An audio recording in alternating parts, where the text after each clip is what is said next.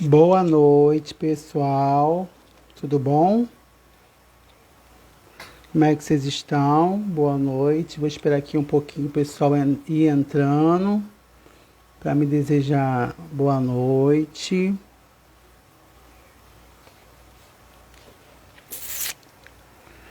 Cadê vocês? Chiele, da 55. Boa noite. Seja bem-vinda, meu amor.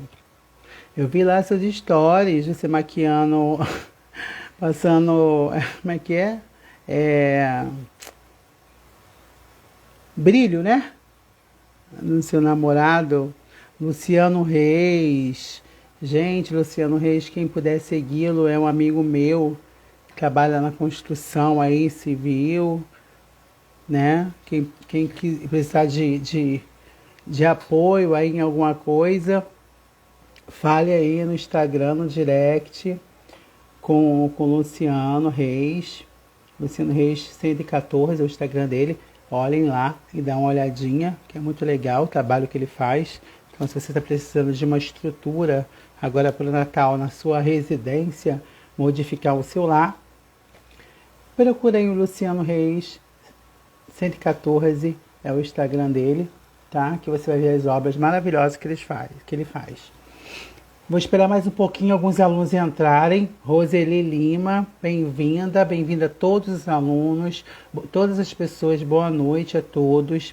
Separei um tempinho aqui para a gente estar falando de um assunto muito legal, muito importante para vocês que estão aí estudando a disciplina de materno-infantil e saúde da mulher, tá bom? Camila Almeida entrou, a minha personal digital influencer. Laila Lemos entrou. Boa noite, Bianca. Tô com saudade de você, tá? Vê se você aparece numa aula presencial minha pra gente matar essa saudade, tá? Boa noite a todos vocês, tá bom? Então vamos pra nossa live. Tá? Camila, você espera eu ficar bonitinho pra você tirar um print, tá? Que você sempre tira print de mim comigo a boca aberta e etc e tal. Mas enfim, fiquem à vontade. Podem tirar print à vontade. Fazer. Não vou. Quarta vou lá. Quero só ver se você vai assistir a aula quarta-feira. Tá? Boa noite, Mila. Não vou ficar aqui falando muito, porque senão a gente não vai conseguir fluir o nosso assunto que eu preparei para hoje, tá? Primeiramente, quero desejar boa noite a todos. Obrigado pela presença de vocês. Creio eu que vocês estão me ouvindo perfeitamente bem, tá? Agradecer a participação de todos os alunos da TE 56 que estão aqui presentes, os que podem sempre estar presentes, os que sempre me acompanham. É muito gratificante. Então, a gente, além de estar bem, né, com tudo, a gente se une aí no ensinamento. Mas antes de iniciar a live, eu quero aqui desejar minhas felicitações, meus parabéns, muitos anos de vida, muita luz, muito amor, muita saúde para um tio que eu sou apaixonado e amo de paixão, que é o meu tio Chico Rocha, tá? Que é lá de Tibau do Sul, do Rio Grande do Norte. Hoje ele está fazendo aniversário. Então, tio, muitas primaveras para o senhor. Que Deus continue te abençoando, te iluminando e que o senhor continue sendo esse pai maravilhoso, esse amigo maravilhoso, esse tio maravilhoso, tá? Que tem sido para mim. Então, eu te desejo toda a felicidade do mundo para você e para sua família, que eu amo tanto de paixão. O senhor sabe que o senhor está dentro do meu coração. Eu mandei hoje pelo zap um pouquinho atrasado, mas até meia-noite ainda é seu aniversário. Então quero que Deus te abençoe cada dia mais, te ilumine cada dia mais, que coloque do seu lado todas as pessoas do bem, que possa sempre te guiar nos melhores caminhos da sua vida, como ele tem te guiado até hoje. Então, parabéns para o senhor, feliz aniversário, muitos anos de vida. Eu te amo, quero o seu amor só para mim, né? Nossa frase, quero o seu amor só para mim, tio Chico Rocha. Quem sabe, ano que vem eu vou aí fazer uma visitinha para o senhor, para a tia Kelly, para Bia e para Júlia, minhas primas que eu amo de coração, tá? Então, feliz aniversário. Tô te desejando aqui, tá bom? Parei só um pouquinho, gente, porque eu tenho que falar pro meu tio feliz aniversário, né? Ele é lá do Rio Grande do Norte, uma cidade maravilhosa, Tibau do Sul. Quem puder um dia conhecer Tibau do Sul, Pipa, vai ficar, ó, feliz da vida, porque lá a paisagem é maravilhosa. Tá bom? Vilma, obrigado pela participação. Verônica, tia Kelly, linda, te amo também. Olha o meu suco de maracujá. Então, pessoal, eu separei para vocês um material muito legal sobre diagnóstico clínico da gravidez, né? Da gravidez. Nós sabemos que existe, como eu já tinha falado em lives anteriores, no portal de aula de vocês, né, na apostila também, que existem duas formas de estar dando um diagnóstico de gravidez, né, que é o diagnóstico clínico e o diagnóstico laboratorial. O diagnóstico laboratorial ele é baseado nos exames laboratoriais, que nós temos o TIG, teste imunológico de gravidez, e nós temos o exame de sangue, que é o beta-HCG. Tá? E também o diagnóstico laboratorial também é baseado nos exames de imagem, que é a ultrassonografia transvaginal. Então, esses três são os principais diagnósticos laboratoriais para uma gravidez, que é o TIG, que é o teste imunológico de gravidez feito na farmácia.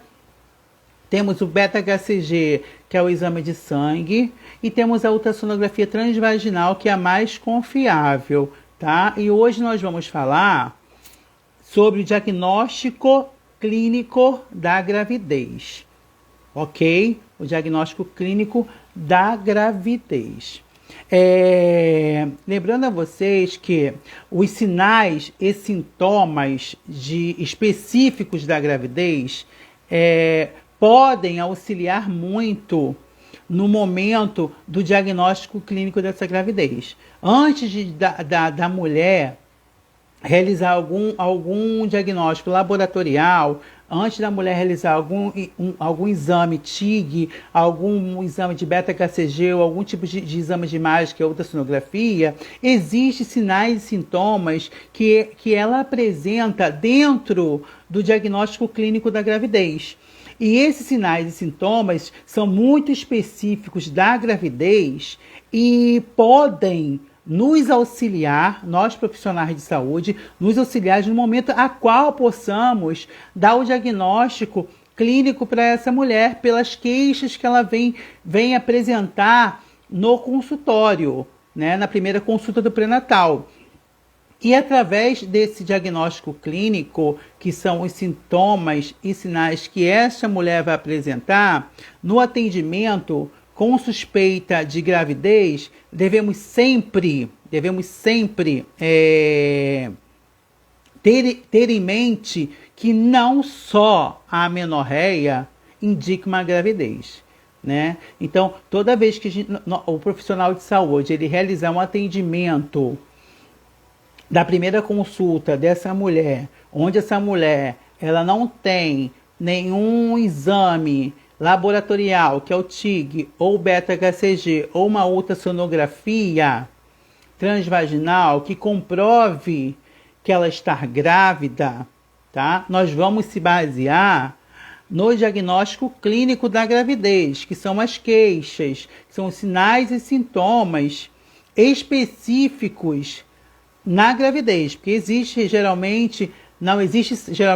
sempre os sinais e sintomas específicos que a mulher desenvolve ali na gravidez, no seu primeiro trimestre, que são os seus primeiros 3 meses, que decorre aí até a 13ª semana de idade gestacional. E isso auxilia muito o profissional de saúde a estar orientando essa mulher em relação ao diagnóstico e o que proceder a partir daí. Então, isso auxilia muito na nossa orientação em relação ao que ela deve fazer após entrar no consultório e relatar essas alterações clínicas, que são os sinais e sintomas. E no atendimento, a mulher com suspeita de gravidez todo profissional deve ter em mente, todo profissional que eu estou dizendo, tanto médico, tanto enfermeiro, tanto técnico, que tem aquela visão, aquele olhar clínico, né? Aquele ouvido afinado para a escuta, porque a gente tem que saber escutar as queixas do paciente, tem que saber ouvir o que o paciente está falando para a gente. Então, às vezes, a gente tem um ouvido muito apurado para determinadas coisas. Então, nós, durante o primeiro atendimento ali a essa mulher com suspeita de gravidez, devemos ter sempre em mente que não só a amenorreia, né, que é a ausência da menstruação, indica que ela está grávida, tá? Então não coloque na sua cabeça que somente ela estando com um quadro de amenorreia há mais ou menos 1 mês ou 2 meses, isso quer dizer que ela está grávida, porque existem milhares de fatores, N fatores, tantos hormonais e medicamentosos, tantos fatores de alterações ginecológica no corpo dessa mulher, até mesmo a DIP, doença infecciosa pélvica, que pode alterar o seu ciclo menstrual, né? Pode causar uma dismenorreia, que é dificuldade do processo do ciclo menstrual, como também pode causar a ausência da menstruação. Por isso, nós nunca devemos se basear que a amenorreia é o principal sinal e sintomas para que eu possa dizer, vai fazer o exame de TIG, vai fazer o beta-HCG que eu acho que você está grávida. Não, tá? Então, nós profissionais no primeiro atendimento, nós temos que devemos, na verdade, ter em mente que não devemos só se basear na queixa de amenorreia dessa mulher, onde vai indicar para nós que ela está grávida, tá? E obstetricamente, né, os livros, as teorias, elas comprovam que os sinais e sintomas são muito classificados, né, no diagnóstico clínico da gravidez. Eu estou falando de diagnóstico clínico, eu não estou falando de diagnóstico laboratorial, tá? Eu estou falando de diagnóstico clínico, que são os sinais e sintomas que a mulher apresenta, geralmente ali no primeiro trimestre da gravidez, onde esse primeiro trimestre da gravidez ele vai ocorrer até a 13ª semana de idade gestacional, ou seja, os primeiros 3 meses. Isso também não significa que todas as mulheres apresentam os mesmos sinais e sintomas. É totalmente diferente. Cada organismo reage de uma forma. Então, cada mulher apresenta os sinais e sintomas clínicos da gravidez de forma diferenciada. Às vezes, ela na primeira gravidez ficou grávida menstruando. Isso acontece muito. Menstruando. Às vezes, a mulher na primeira gravidez não apresentou nada, né? Só foi diagnosticar a gravidez depois de 3 meses pela ultrassonografia transvaginal, mas ela não teve nenhuma alteração antes dos 3 meses. Mas tem mulheres que com 6 dias de amenorreia, ela faz o exame e comprova que está grávida. Então, isso não significa que todos os sinais e sintomas vão dizer que ela está grávida, tá? Que são as queixas dela. Então, a gente nunca pode se basear que todas têm que sentir a mesma coisa. Cada organismo apresenta sintomatologia totalmente diferente de outra. E obstetricamente, o diagnóstico clínico da gravidez, eles são classificados em presuntivos, prováveis, que é de probabilidade, certeza ou positivo. Esses são os sinais e sintomas classificados no diagnóstico clínico de uma gravidez. Quais são? Como é classificado o diagnóstico clínico na gravidez? Ele é classificado em sinais e sintomas presuntivos, sinais e sintomas de probabilidade, provavelmente, né? E sinais e sintomas de certeza ou positivo, onde esses sinais e sintomas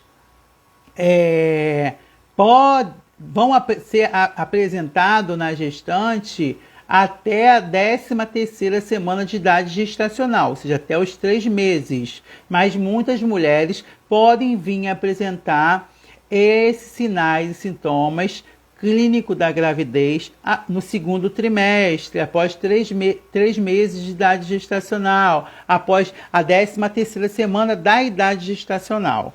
Mas obstetricamente, como a literatura diz, como os livros de obstetrícia e de saúde da mulher, o diagnóstico clínico de uma gravidez sempre será classificado em sinais e sintomas presuntivos, presumindo que está grávida, sinais e sintomas de probabilidade, provavelmente, sinais e sintomas de certeza ou positivo de uma gravidez. Lembrando que 50% das mulheres grávidas sentem precocemente esses sinais e sintomas que eu vou falar a seguir.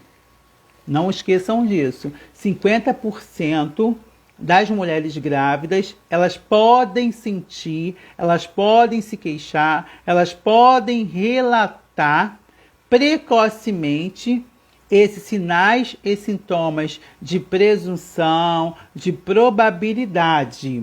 Isso se deve, à reação sistêmica no organismo da mulher com o aumento do hormônio de estrogênio. Então, quando o hormônio de estrogênio ele é aumentado na corrente sanguínea, 50% dessas mulheres podem apresentar sinais e sintomas clínicos da gravidez de presunção e de probabilidade. Cristiane Castro. Beijo. Leandra, boa noite. Adorei seus comentários lá no meu Instagram, tá? Então, 50% das mulheres grávidas sentem precocemente, nem todas sentem, mas algumas mulheres sentem precocemente esses sinais e sintomas de presunção, de probabilidade, que se dá devido às ações sistêmicas do aumento do hormônio de estrogênio na corrente sanguínea dessa mulher. Lembrando que esses sinais e sintomas do diagnóstico de gravidez, como eu falei anteriormente, Tânia, boa noite, meu amor. Eles podem ser apresentados no primeiro trimestre da gravidez, ou seja, até a 13ª semana de idade gestacional, ou seja, nos primeiros 3 meses. Mas muitas mulheres, como eu falei anteriormente, elas podem manifestar essas alterações e queixas na gravidez após 3 meses de idade gestacional, tá? Vamos falar aqui de cada sinais e sintomas do diagnóstico clínico da gravidez. Estão conseguindo entender e me ouvir perfeitamente? Eu acho que eu estou sendo bem claro e bem objetivo em relação ao diagnóstico clínico da gravidez. Eu vou fazer outra live futuramente sobre o diagnóstico laboratorial, que é o TIG, o beta-HCG e a ultrassonografia, que muitas das vezes muitas mulheres fazem o TIG, que é o teste de farmácia, dá falso negativo, faz o beta-HCG, dá falso negativo, tem ausência de menstruação, que é a amenorreia, mais de 3 meses, de 2 meses, mas só descobre que está realmente grávida quando faz a ultrassonografia transvaginal, que já é um sinal e sintoma, um diagnóstico de certeza da gravidez, tá? Ah, que bom que vocês estão me ouvindo.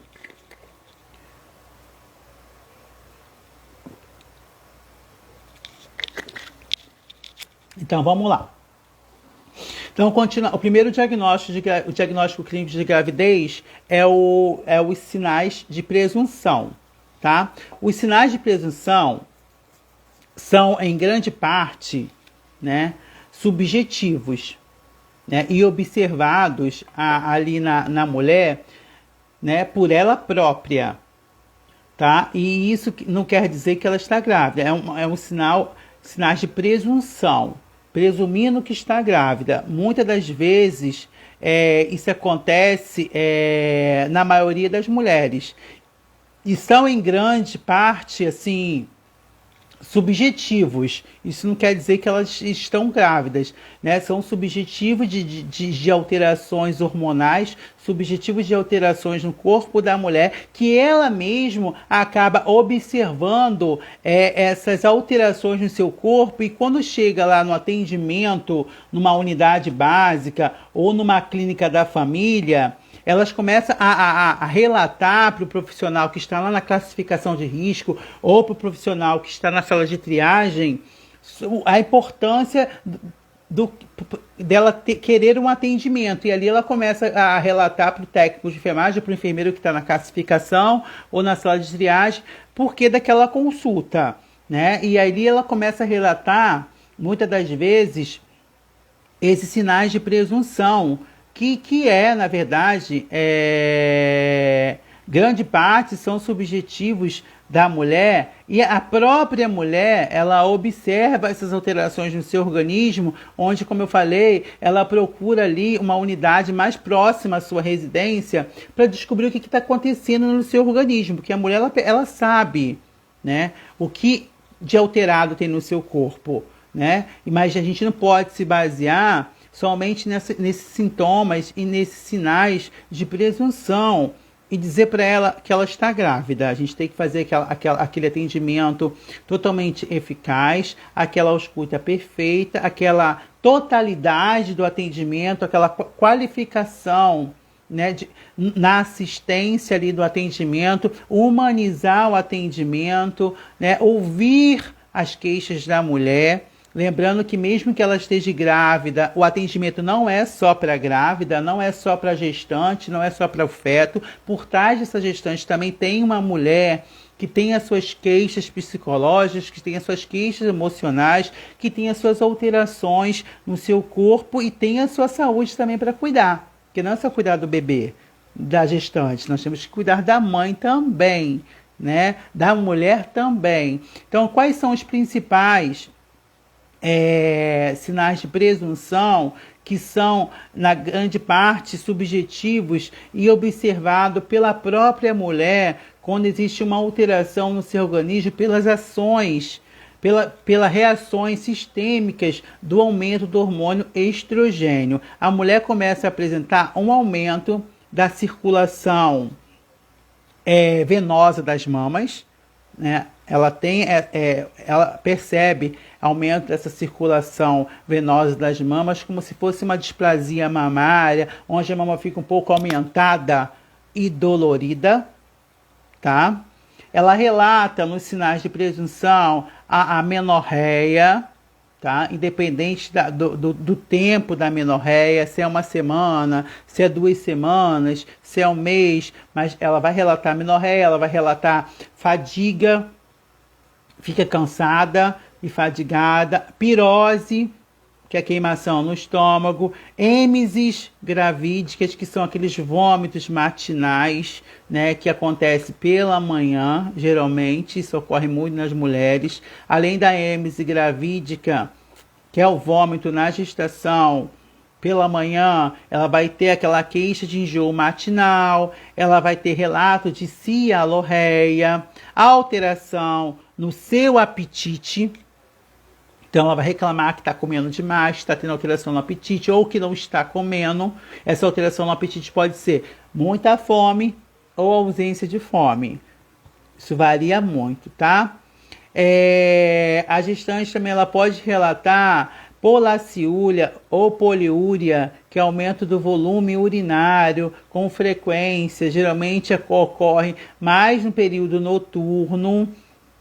Muitas mulheres, nesses sinais de presunção, né, que é um diagnóstico clínico da gravidez, apresentam uma hiperpigmentação da auréola, tá, e do mamilo. Ela vai apresentar uma hiperpigmentação da auréola e do mamilo, onde ela mesmo percebe que a auréola dela e o mamilo está hiperpigmentado, ou seja, um pouquinho mais escura. Ela também percebe ali no mamilo e na auréola, principalmente na auréola, dela a presença do tubérculo de Montgomery, tá? Tubérculo de Montgomery é como se fosse aquelas espinhas, aqueles cravinhos que dão em volta do mamilo, na auréola mesmo, um monte de pontinhos, como se fosse cravos ou até mesmo acne, mas não é. É alteração hormonal. Não deve se espremer, que isso é uma alteração gravídica no organismo da mulher. Nós chamamos isso de tubérculo de Montgomery. Então, os sinais de presunção, na sua maioria, eles são subjetivos e observados pela própria mulher, como eu falei anteriormente, que é aumento da circulação venosa das mamas, as mamas ficam mais aumentadas, mais dolorosa, como se fosse uma displasia mamária que ocorre muito no período pré-menstrual ou durante o processo menstrual, que a mama fica aumentada e dolorida.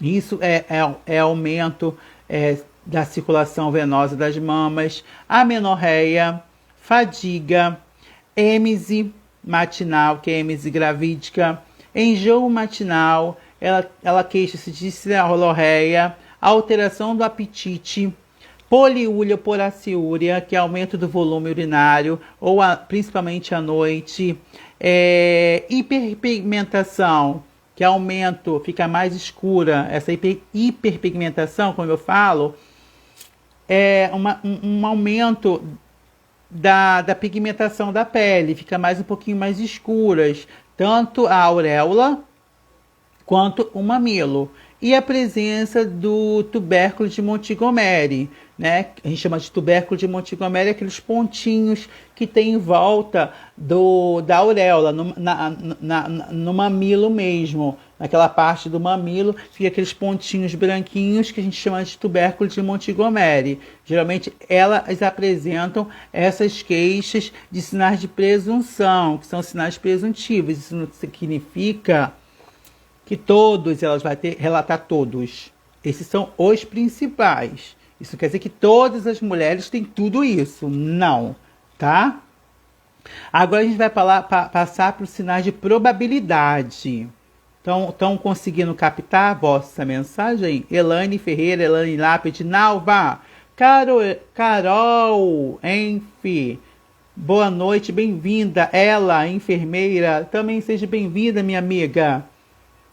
Obrigado pelas curtições lá nas minhas postagens, tá bom? É sempre bom ver os nossos colegas enfermeiros curtindo as nossas postagens. Obviamente que eu não sou nem um enfermeiro novinho, né? Mas eu tento passar alguma coisa de atualização. Débora Silva, de Nalva, vamos lá. Então agora a gente vai falar de... Débora, aproveita e faz um print aí e me marca, tá? Tá, Vilma? Tá, Leandra? Dos sinais de probabilidade, tá? De probabilidade. Como eu deixei aí no início do tema da live, nós estamos falando sobre diagnóstico clínico da gravidez, que são os sinais de presunção, probabilidade de certeza, tá bom? Então, quem perdeu o início da live vai ficar salva lá para vocês acompanharem a hora que vocês quiserem. Hoje cedo eu também fiz uma live muito legal sobre gravidez, gestação e os anexos fetais. Quem quiser estar com dúvida pode ir lá ver, que é sobre o cordão umbilical, sobre o líquido amniótico, sobre a placenta. Eu achei super interessante, tanto tempo que eu não falava sobre isso. Sinais de probabilidade.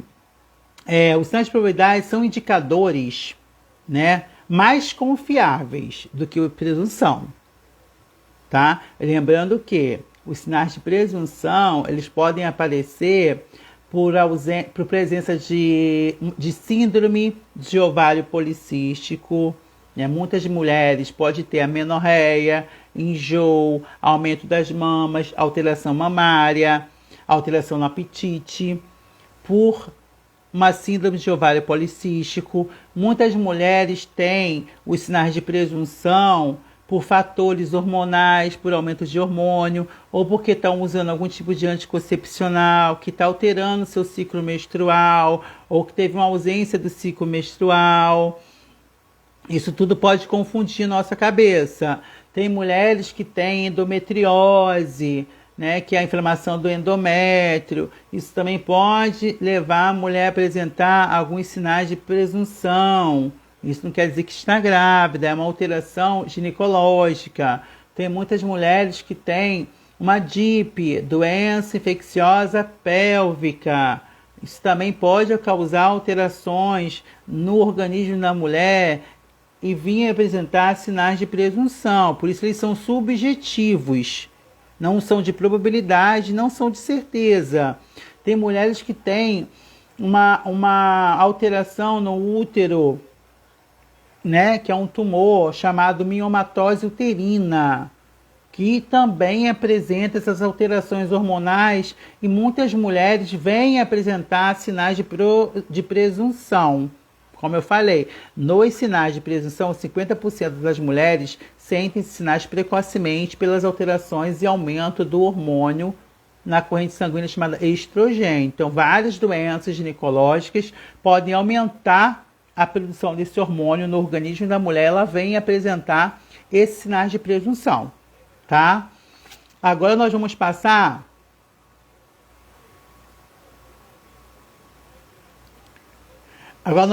pelos sinais de probabilidade. Os sinais de probabilidade são indicadores mais confiáveis, probabilidade, são indicadores mais confiáveis que os sinais de presunção, tá? Eles aparecem, os sinais de probabilidade, por volta aí da 6ª semana de idade gestacional, se a mulher estiver grávida. Então, se a mulher estiver grávida realmente, esses sinais de probabilidade, eles vão aparecer no organismo da mulher a partir da 6ª semana de idade gestacional, tá? Mas são mais confiáveis que os sinais de presunção. Por isso a gente tem que ter um atendimento minucioso, tá? Tem que ter um atendimento com mais exatidão. Temos que ter mais atenção nas queixas dessa mulher. Então ela passou para você sinais de presunção, que aí você começa a perguntar ou ela começa a falar através de anamnese direta ou indireta. Aí a gente passa pelos sinais de probabilidade, se realmente ela está grávida ou não está grávida. Mas os sinais de probabilidade, eles são indicadores mais confiáveis, né, que os sinais de presunção. Porém, os sinais de probabilidade eles só vão ser apresentados no organismo da mulher se realmente ela estiver grávida. E esses sinais de probabilidade, eles são manifestados no organismo da mulher a partir da 6ª semana de idade gestacional. Aí, provavelmente, ela esteja grávida. Que é o quê? Aumento do volume do abdômen a partir de 3 meses, né? Ela tem essa alteração do volume do abdômen. Alteração do tamanho, consistência e forma do útero. A gente percebe isso quando a gente vai fazer o exame citopatológico, que é o exame de preventivo, conhecido popularmente como Papa Nicolau, quando a gente coloca a mulher na posição ginecológica e coloca o espéculo no canal vaginal, a gente abre o espéculo, a gente percebe a alteração no tamanho, na consistência e a forma desse útero. Ele fica mais inchado, amolecido, tá? E bem sensível ao toque. Então você percebe isso como sinal de probabilidade. Nós temos o sinal de Golden, né? O sinal de Golden é quando ocorre o amolecimento do colo uterino, que acontece aí por volta de 6ª a 8ª semana de idade gestacional. Sinal de Goldel, né? G-O-O-D-E-L-L, Goldel. O sinal de Goldel, ele é um amolecimento do colo do útero. O colo do útero fica um pouco amolecido, que esse sinal de Goldel vai apresentar aí a partir da 6ª e 8ª semana de idade gestacional da mulher. A mulher, na gravidez, nos sinais de presunção, de probabilidade, a gente também pode perceber uma palpação do contorno fetal, né? Essa palpação do contorno fetal, o profissional de saúde consegue perceber apalpando o abdômen da mulher e fazendo uma manobra chamada manobra de Leopold, né, que é a manobra que a gente faz no abdômen da mulher e percebe o contorno fetal. Então, nos sinais de probabilidade, vai ter aí essa percepção dessa palpação de contornos fetais. Lembrando que a palpação do contorno fetal é feito através da manobra de Leopold, que é uma manobra feita para a gente perceber a posição do feto, o dorso fetal. Isso tudo são nos sinais de probabilidade, tá? Que se percebe isso. Não esqueçam que é muito, muito importante isso. Estão conseguindo entender? Posso continuar?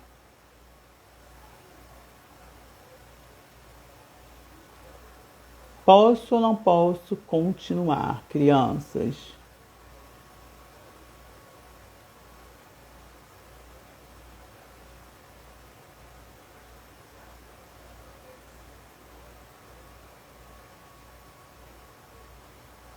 Que bom. Então, lembrando que sinal de Godel, né, é um amolecimento, voltando aí, do colo do útero, que acontece por volta da 6ª e 8ª semana de idade gestacional. Eu estou tentando achar uma imagem aqui para vocês entenderem mais ou menos o que é esse sinal de Godel, né? Que é muito legal, mas eu não estou conseguindo achar nada que venha a ser interessante. Mas quem puder depois dar uma pesquisadinha na internet, né? Não esqueça que é o amolecimento do colo cervical, que é o colo do útero, por volta da 6ª ou 8ª semana de idade gestacional. Dá para perceber através do toque vaginal, né? O enfermeiro, obstetra ou o médico faz ali o toque vaginal, então percebe que o útero está um pouco amolecido, tá? E fica um pouquinho assim arroxeado. Eu vou tentar mostrar aqui uma imagem para vocês, ver se dá para vocês entenderem mais ou menos o que é, né? Eu achei uma imagem aqui muito legal. Deixa eu virar aqui um pouquinho para mostrar para vocês o que é esse sinal de Godel. Aqui, ó. Tá vendo aqui? Dá para perceber? Dá para verem, ó. O colo uterino, ó, no sinal de Golden, ó, ele fica mais edemasiado. Ó, mais edemasiado. Deixa eu arrumar aqui melhor. Ele fica aqui, ó. Mais edemasiado, ó. Tá? E mais inchado. Isso percebe-se quando o médico faz o toque uterino ou enfermeiro. O formato do colo do útero fica mais inchado, arroxeado e fica um pouco amolecido. Isso acontece por volta da 6ª e 8ª semana de idade gestacional. Então ele fica nesse formato aqui, ó. Tá? Não é uma dilatação, é uma alteração que ocorre no período de sinais de probabilidade, indicando realmente que a mulher está grávida. Por isso ele é mais confiável que os sinais de certeza, tá? Ai, Jesus. Deu para entender mais ou menos? Eu tentei mostrar uma imagem aqui legal, mas não tinha achado. Mas creio que deu para entender, né? Aí nós temos, pessoal, também não esqueçam que a palpação do contorno fetal é um sinal de probabilidade e acontece no sinal de probabilidade, e a gente consegue perceber essa palpação fetal pela manobra de Leopoldo, tá? Manobra de Leopoldo é uma manobra feita para identificar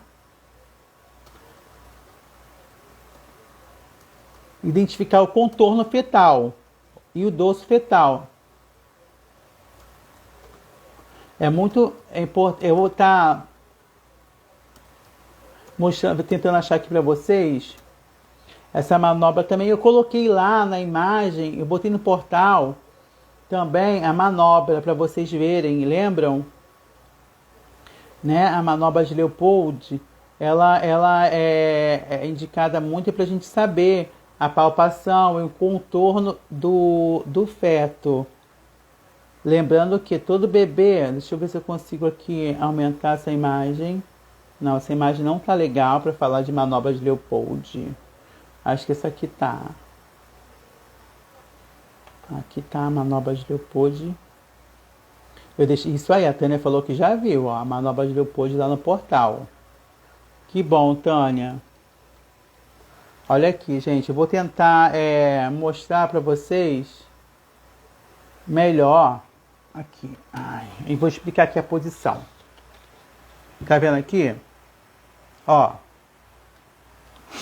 Isso é manobra de Leopold, tá? A gente faz palpação, a gente deita a gestante com a barriga para cima na posição dorsal e começa a fazer a manobra. Essa posição aqui, ó, que é a primeira manobra, o feto com o bumbum para cima, cabecinha para baixo, a gente chama de posição cefálica, tá? Que é a posição apropriada para o nascimento do feto. Cefálica. Quando ele fica de cabecinha para baixo, ó, ele já está aqui encaixado, ó. Aqui percebe-se pela manobra de Leopold que o bebê já está bem na pelve da mãe, da gestante. A gente faz a manobra de Leopold para saber a posição fetal, a percepção do feto e o dorso fetal, que é isso aqui. Dorso fetal é a coluna do bebê. Então aqui esse feto ele está na posição cefálica, que é a posição apropriada para o nascimento. Se o bebê tiver de bumbum para baixo aqui e a cabecinha aqui em cima, a gente chama de posição pélvica, né? Onde o bebê ele é gerado na posição pélvica.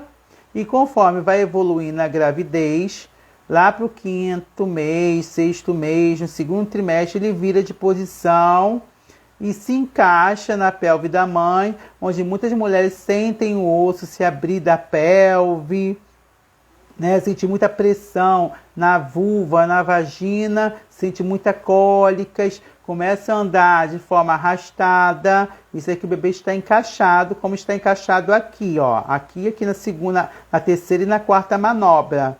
Nós chamamos de posição cefálica, que é a posição apropriada para o nascimento do feto.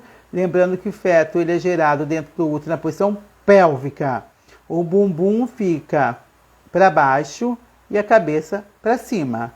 Se chegar no último trimestre da gravidez, em 41 semanas e 6 dias, o bebê não virar de posição e se encaixar na posição adequada para o nascimento, esse parto tem que ser cesariana, tá? Posição fetal pélvica é indicação de cesárea. Cefálica é a posição adequada para o nascimento do bebê. Isso aqui que eu estou mostrando é uma manobra de Leopold para a gente saber a palpação e contorno do feto, principalmente a posição fetal, ok? Deu para entender? Tá lá no portal essa imagem, essa manobra de Leopoldo, que é muito legal. E é um sinal de... A Débora, nossa, não quero sentir isso. Mas faz parte, né, da mulher. E a gente, lá no portal tem essa imagem. Então, esses são os sinais de certeza, tá? de probabilidade, desculpa. Nos sinais de probabilidade, além da manobra além de probabilidade, além de a gente ter aumento do abdômen, a alteração do tamanho, consistência e forma do útero, sinal de Goodell, né, que é o amolecimento do colo uterino, que acontece da 6ª à 8ª semana de idade gestacional, palpação do contorno fetal pela manobra de Leopold. Também nós pode ter alteração da mama com presença de colostro. Você aperta o mamilo, sai ali o colostro. Nós temos, além do aumento da mama, nós temos o aumento da vascularidade da vulva e da vagina. A vagina fica mais edemasiada, mais vascularizada. E nós temos também aí nos sinais de probabilidade o TIG positivo, que é o teste imunológico de gravidez, e o beta-HCG positivo. Nós vamos agora passar para os sinais de certeza, tá? Como eu vou dizer realmente que ela está grávida? Além de estar com queixas de sinais de presunção de probabilidade, nós vamos ter lá, nos sinais de certeza, a ausculta de BCF. BCF é batimento cardíaco fetal. Esse batimento cardíaco fetal, ele é confirmado a partir da 12ª semana de idade gestacional pelo sonar Doppler ou estetoscópio de Pinard. Então, se tem ausculta de BCF, batimento cardíaco fetal, a partir da 12ª semana de idade gestacional, ou seja, no finalzinho do primeiro trimestre, lá no finalzinho de 3 meses, pelo sonar Doppler, que é o aparelho que ausculta o BCF, ou o estetoscópio de Pinard, que era usado antigamente lá na época da Arca de Noé. Então, já tem certeza que está grávida. Você está escutando o batimento do coração do bebê. Percepção de movimento fetal a partir da 16ª semana de idade gestacional, tá? Então, esses são hoje os sinais e sintomas de certeza ou positivo. A ausculta de BCF, batimento cardíaco fetal, que acontece a partir da 12ª semana de idade gestacional, com um aparelho chamado sonar Doppler ou estetoscópio de Pinard. Percepção do movimento fetal, ela percebe o movimento do feto a partir da 16ª semana de idade gestacional, já no 2º trimestre. A ausculta do BCF é feita no finalzinho do 1º trimestre. E a percepção do movimento fetal só vai acontecer lá no 2º trimestre, com mais de 16 semanas de idade gestacional. E o melhor diagnóstico de todo, de certeza e de positividade, é a ultrassonografia obstétrica e a ultrassonografia transvaginal. Então, se ela tiver todos esses sinais e queixas durante o primeiro atendimento, mesmo com TIG negativo ou positivo, beta-HCG falso positivo, mas ela tem uma ultrassonografia transvaginal ou obstétrica que comprove saco gestacional não ectópico ou gravidez gestacional com período tal de idade gestacional, ela já pode iniciar o pré-natal, tá? Então, o melhor de todos, tá com ausência de menorreia, tá com algum tipo desses sinais de presunção, de probabilidade, ou sente que está grávida, que a mulher ela sabe quando ela está grávida, ela sente o corpo dela, ela conhece o corpo dela, faz logo uma ultrassonografia transvaginal. Faz logo uma ultrassonografia obstétrica para tirar toda a sua dúvida. Entendeu? Porque se for outra coisa, a ultrassonografia obstétrica vai mostrar.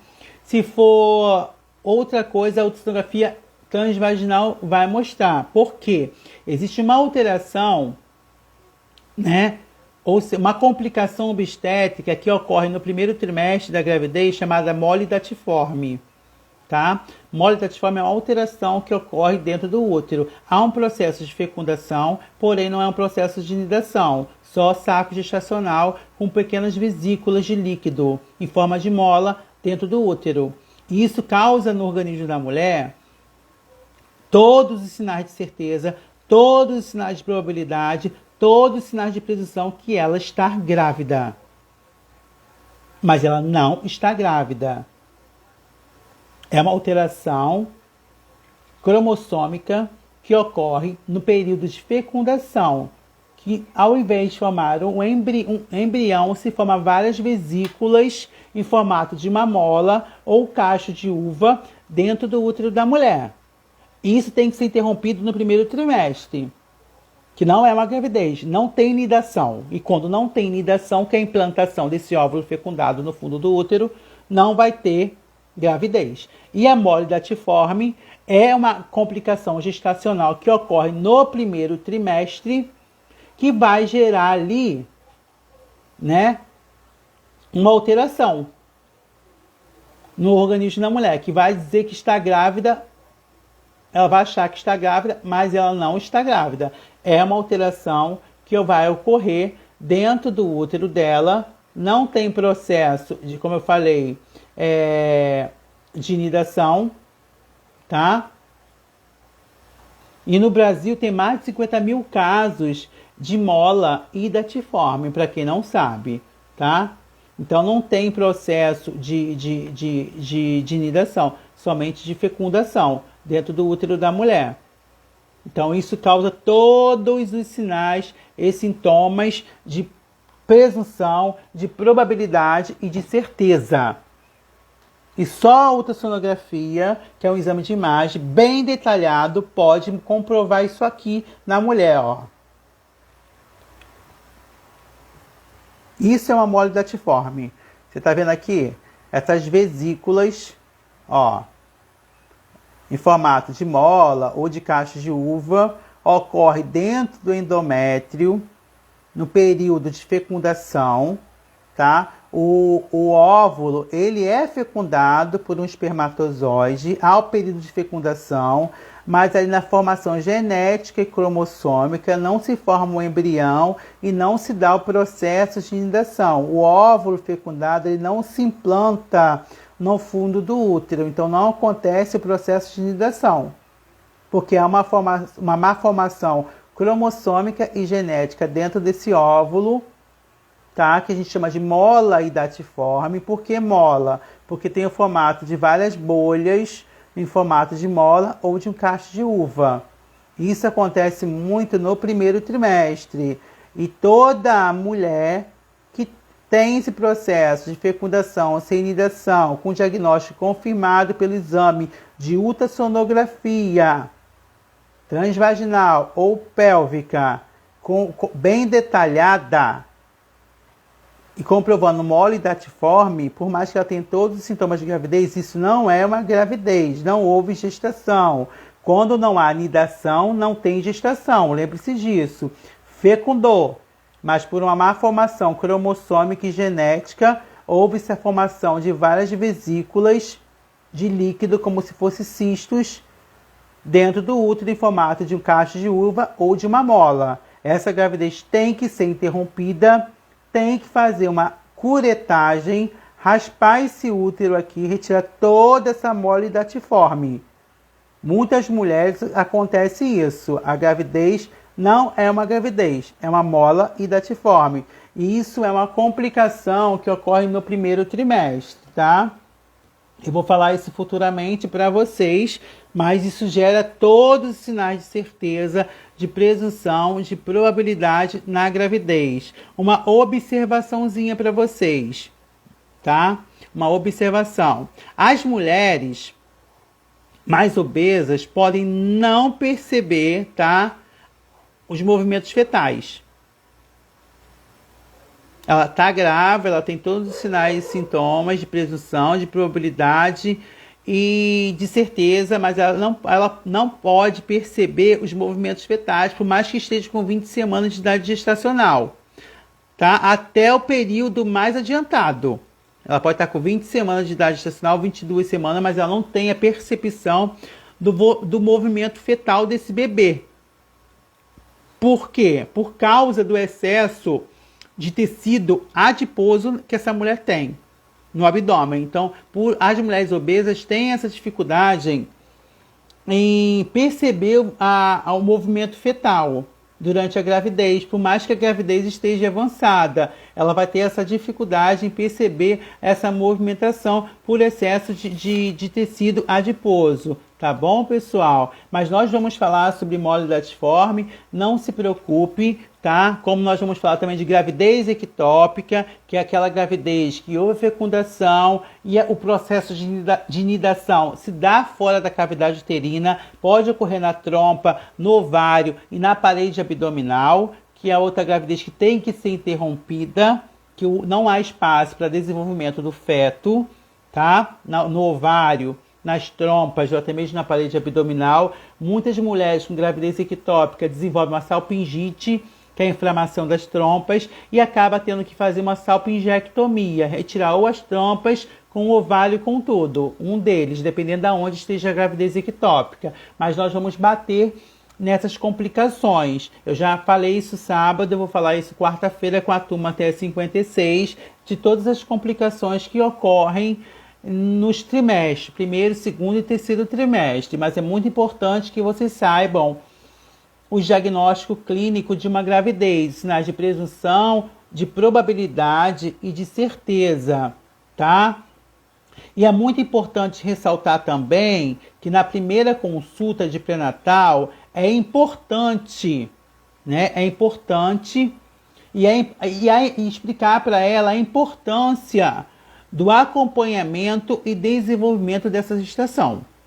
Então, toda vez que descobrir que está grávida, é muito importante a gente ressaltar para essa gestante que o pré-natal de baixo risco, que é de risco habitual, ele é muito importante na gestação, para o desenvolvimento fetal e desenvolvimento materno, tá? Não só incluir o bebê, incluir a mãe também. Tem as vacinações, tem a alimentação, tem as medicações, tem o acompanhamento do pré-natal que tem que ser feito, né, com essa gestante, tem as alterações que ela vem apresentando, tá? E dessa forma, explicando para essa gestante a importância das consultas de pré-natal, o profissional ele garante uma assistência adequada e de qualidade no pré-natal, né? Você precisa conhecer as características bio, psico, sócio e culturais de cada gestante. Isso é muito importante, porque você vai se deparar com gestantes de 19 anos, de 20 anos de idade que está na sua terceira gestação, que tem um bebê de meses no colo e está grávida da terceira gestação.